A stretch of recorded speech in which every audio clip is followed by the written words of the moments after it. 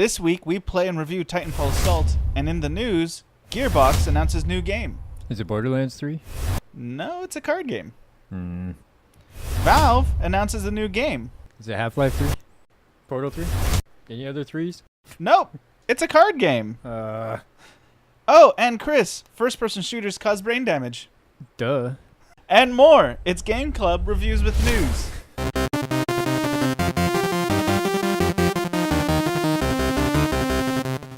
So enjoy some footage of this little mobile game, Titanfall Assault, a spin-off of the Titanfall console and PC game series. While you watch that footage, we're going to cover the video game news of the week, and at the end of this video, we will review Titanfall Assault. So, Chris, lots of games announced this week, or at least 2 games. Neither one of them anything anybody wanted. What's up with developers pushing card games? Yeah, right. I think it's because of the loot box element. If it's not Gwent, then go away. Because it's not even like... Well, I guess in the case of Artifact, it is somewhat of a tradition. No? Well, yeah, in the case of Artifact... So Valve announced a new game. Apparently, if you watch the video of the live announcement, and it's a uncut, like somebody's cell phone video of it, you hear everybody freaking out over an announcement of a new game. And then when they say Artifact, it's a card game, there's an audible sigh from the entire room.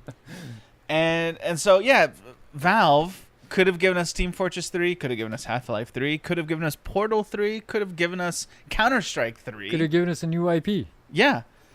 Instead, they're giving us a Hearthstone competitor. I think a big part of this, what I was saying earlier, is it's these kinds of card games allow there to be a collectible element that people must go after to be good at the game. It must spend money. Right. And what they do is they loot box it, right? So it's not like you can just buy the card you need. You have to buy the loot box to randomly get a card. And this goes all the way back to, did you ever buy baseball cards? Yes. It's the same thing, right? You buy the pack and you couldn't see what was in it, and you just hope you get someone good. Yeah. Baseball cards, Marvel collector's cards, and then Magic the Gathering. Remember that? That's still a thing, I guess. I not did for not me. play Magic. Oh, really? You weren't as nerdy as me? Nope. So, also announcing a new game this week was the makers of Borderlands 3, Gearbox. So everybody was hoping that the announcement would be a Borderlands 3. There had been some leaks suggesting a new game would be announced soon. And when they did, much to everyone's chagrin, it was not Borderlands 3, but a card game. This one, I don't even think it has an actual title yet. They're calling it Project 1v1. And they're explaining it to be a first-person shooter where one player must fight off a single opponent. Ugh. Yeah, so Project 1v1 is the codename for Gearbox's top-secret, in-development, competitive first-person shooter that combines the action of fast-paced one-versus-one first-person combat with the metagame strategy of a collectible card game. That's what the game's website says. Come on. I know. Do we have any good news this week? Yeah, actually, let's just keep going with this theme. So, Nintendo Switch had some good news. It's selling really well. The last time I heard any numbers, it was around 4.5 million units have been sold. Okay. And they just can't keep them on the shelves. They keep selling out everywhere, which was why it's a perfect time for a company to come and sue them for its controller design. Do you hear about this? This is a rough week for video games, huh? So, according to Engadget, the lawsuit was filed by the accessories company called GameVice, who offered the Android gaming tablet known as the Wikipad. Do you remember the Wikipad? Nope. So it was basically a tablet that would slide into a controller-like device that surrounded... So, of course, it didn't sell very well because nobody wanted that trash. But I guess their patent is reasonably close to the patent design of the Nintendo Switch. So they might still make some money off it. Yeah, I mean... They're probably just hoping that Nintendo will want to settle out of court, right? Yeah, I would assume so. We all know they got the cash. Yeah, they do. They got something like $16 billion just in the bank waiting somewhere. So, good luck, Nintendo, with getting sued. It seems like every time Nintendo does anything right, somebody is there to capitalize. They're like Apple in that way. This is what they get for threatening to sue all the YouTubers. That's true. I mean, I guess this has come up to some degree. So, we mentioned this at the beginning of the video. A study has come out from the University of Montreal in Quebec, Canada, and it claims that playing action games can cause, and by the way, I'm reading here from GameRant.com. It claims that playing action games can cause parts of the brain to atrophy, possibly leading to permanent damage and brain disease. The idea here, in quick summation, is that when you're playing a lot of first-person shooters, and this probably goes for third-person as well, where you're following checkpoints, you're mostly zoning out and going to these checkpoints, and a lot of your brain is not functioning at full capacity, and a long duration of this every day could lead, operative word here, could lead to brain atrophy, which would then cause damage. Whereas if you're playing something more like a puzzle platformer, something in which you're having to constantly think about your second-by-second movement, like a Mario game, for example, then it's actually the reverse of that. And in fact, it keeps the brain quite exercised. Yeah, I saw a guy comment, a researcher, who's basically, I don't know if you call it a rebuttal, but maybe just kind of explained it a little bit more. And he was talking about how the brain is in some way similar to a muscle. Yeah. And he said, so of course, if you focus on one certain thing, then other parts of your brain obviously aren't. It's just like not working out your legs and you're always working out your biceps. You're going to have skinny, weak legs. Right. So it's because he was saying that they've seen in action shooter games an increase in hand-eye coordination, decrease in reflex times, attention to detail was better. Pretty much everything that you need to survive in a shooter. Right. Like all those things get better. So, yeah, basically don't skip leg day is the lesson. Yeah. I mean, I think the real lesson here, at least my interpretation of the real lesson, is all things in moderation, right? Yeah. Enjoy what you want to enjoy, but don't do it to the point of hurting yourself. And that goes for any activity, period, really. I wonder how long would you have to play an action shooting game continuously to actually do permanent damage? And by that point, would you have damaged the rest of your body from sitting in one place for so long? Yeah, that's probably true. So here's the thing that I didn't see coming. No Man's Sky has a big drop this week. I have heard good things, actually. Isn't that a surprise? Yeah. It's going to be adding, they're saying it's patching the story better. More accurately put, it is adding a story. Also, real combat tweaks and all kinds of stuff. Quick traversal. It seems to be like this is the game that people thought would come out a year ago. Yeah. Is it enough, Chris, for you to maybe give it a check out? I don't know. I was thinking about maybe giving it a shot since Star Citizen has been delayed again for 3.0. So, need to get my space fix. I might go over either to No Man's Sky or Elite Dangerous. I don't know. We'll see. I know Jose plays Elite Dangerous, right? Right. Maybe I can find him and shoot his spaceship. Surprise, Jose. That's an interesting point where we have this substantive drop coming from No Man's Sky. At the same time, we're finding out that I keep wanting to say EVE Online, Star Citizen is really starting to drag on. Yeah. Is this maybe the window No Man's Sky needed? Is this a way to attract not all of Star Citizen's people, but maybe a portion of them? I'm sure, right? Yeah. There's a lot of overlap in the crowd. There has to be. Yeah, right? A lot of people who like Star Citizen have been following it are people who played No Man's Sky. Yeah. And were a little disappointed in what it was at the beginning. So Right. if they come out something new right now while everybody waiting for Star Citizen's a little bored and anxious, then this is a great time for them. Couldn't have worked out any better for No Man's Sky. Yeah, I was listening to Kind of Funny, and one of the people writing into Kind of Funny asked the question, is this enough to sort of redeem Hello Games and Sean Murray? After that whole mess. Yeah, because, I mean, what they've proven is they're willing to take it on the chin, suck it up, and still invest in this game for the long haul. Yeah. It's like they could have just dropped it. They could have just been like, this is a PR nightmare.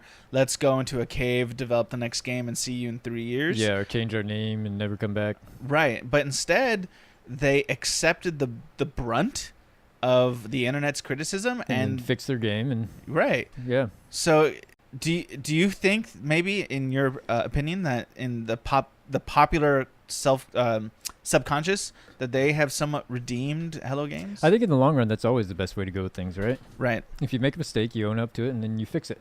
Yeah. And people will respect you a lot more than if you just go away and people forget about you. Right. So I wonder how long it'll take to see Sean Murray like in a legit interview again.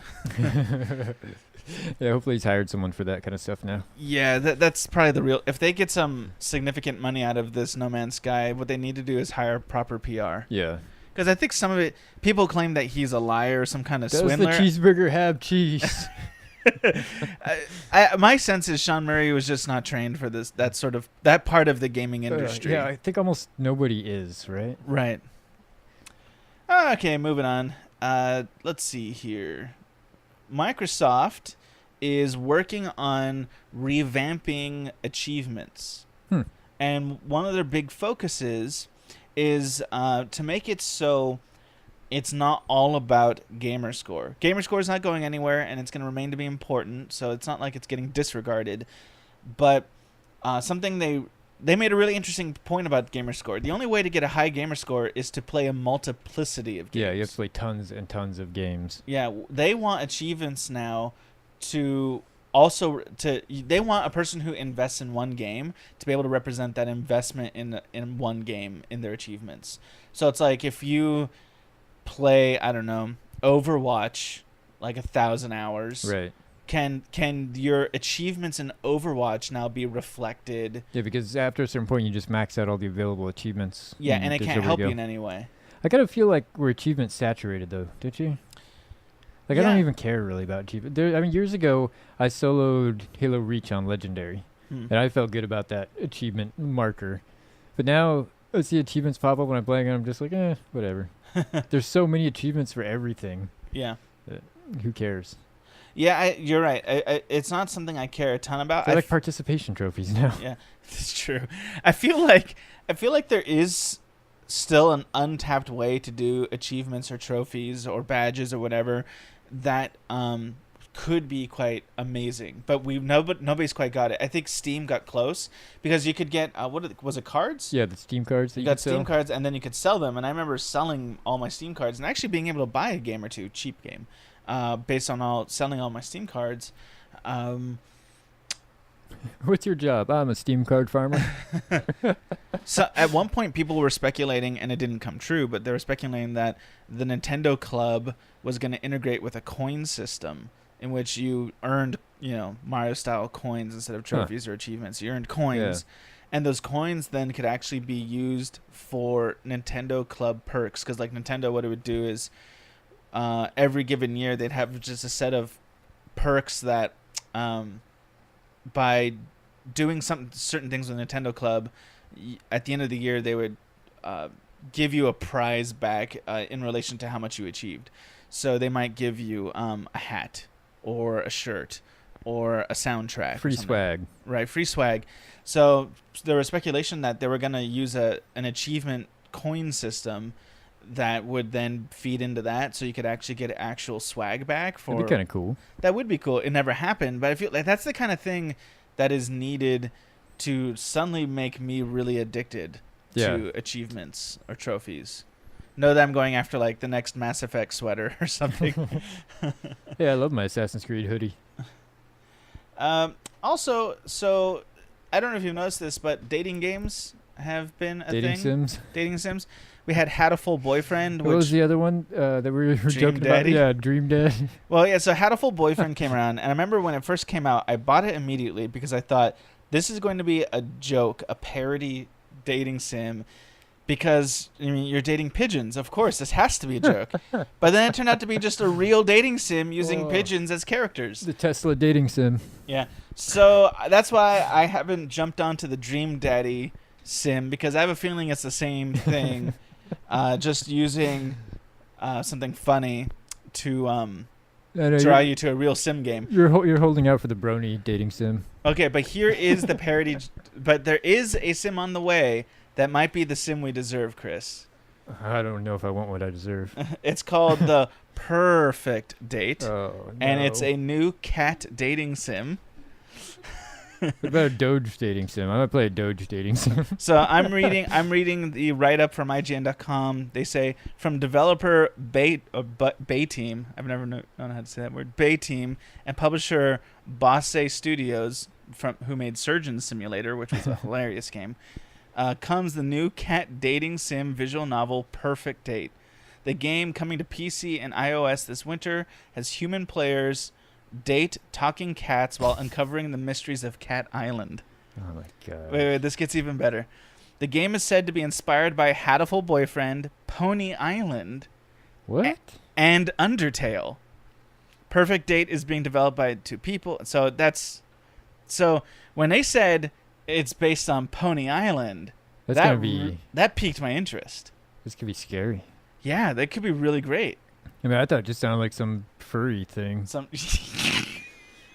But now that Pony Island's involved. It's probably a furry thing. But it's going to shame you for it. I think it's ironic that now Pony Island crashes my turn and run it on my computer. Really? Yeah. Oh, no. That's so meta. Yeah, it is. I can't finish it because it keeps crashing. Well, Chris, let's go ahead and switch over to the review. We're going to be talking about Titanfall Assault, and we have Josh here to help with that. Cool. All right. Okay, so we're jumping on to our review of Titanfall Assault. It's a mobile game, which we don't do a ton of, but...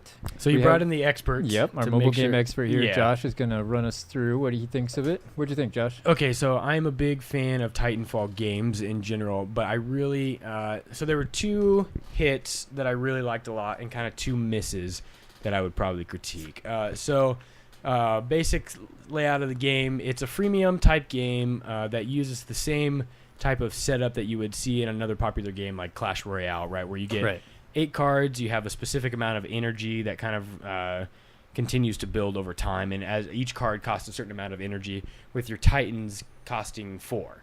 So your Titans cost 4 whatever pieces of energy you would call it, and you got to wait for it to respawn. And every cooldown timer. Yeah, and every time the cards go into your deck, and so you got to get through that rotation.